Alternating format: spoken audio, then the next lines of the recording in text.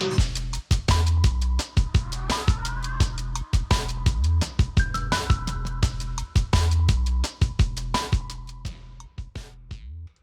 of the things that's a real pressure point in corporate and in local government is this ongoing pressure and narrative that comes from the public space, particularly in regards to social media. I mean, we've seen that play out in so many different ways. Even in the UK at the moment, the Prime Minister, one of his aides, has been outed as having travelled during the lockdown, and there's calls now for him to resign. This is an ongoing pressure point we see in corporate, but very much so in local government. As a leader, when you're sat in the number one seat, in that number one chair, how do you push through this? Because I mean, Scott Morrison has the same challenges. We look at the bushfire crisis, which we just talked about, and we look at what's going on here in Ballarat. There's this continuing, ongoing public pressure to fire people, to get rid of them when they make a mistake. And the reality is that's pretty tough. How do you deal with that ongoing, continual pressure point and narrative in the public?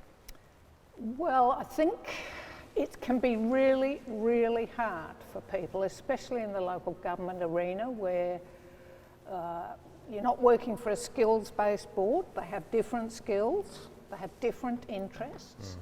Trying to communicate how behaviours are led, the way councillors behave in a chamber influences how the organisation feels about it. I had a very difficult council in Newcastle where there were a third Labor, a third Green, a third Independent and a directly elected Lord Mayor. Well, they weren't just fighting amongst the groups, they were fighting within their groups, and the collateral damage was the staff. That isn't the way you behave in the corporate world. You're respected as a professional, and the staff are respected. And with Central Highlands Water, it's absolutely the fact that we've got some really good professionals, we've got some great skills on our board, and we work in partnership to achieve things that will be different in the future. Why do we allow that or even give permission for that to happen in local government? This is one of the biggest frustrations I see. We almost have two sets of rules. We have a set of rules that the corporate world plays by, and then government. Why does that exist? And secondly, how do we change that really? That's a question that has worried and puzzled me for a long time. Government is the fundamental of a democracy, and democracy is not clean because you're dealing with different people with different experiences.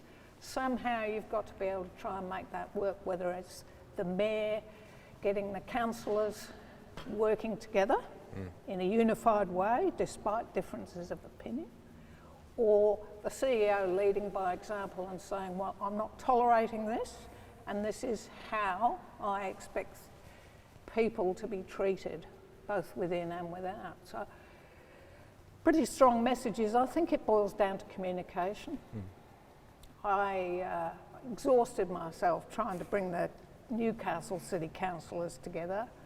We tried as hard, but essentially there was no trust. Don't ask me why. I've been the most open kind of, what you see is what you get. You'd never be in doubt, never die wondering with me. Sometimes that's a bit too strong, but it depends on the situation. And when you're recovering from a crisis, my God, you've got to get on with the job. Change. Work together.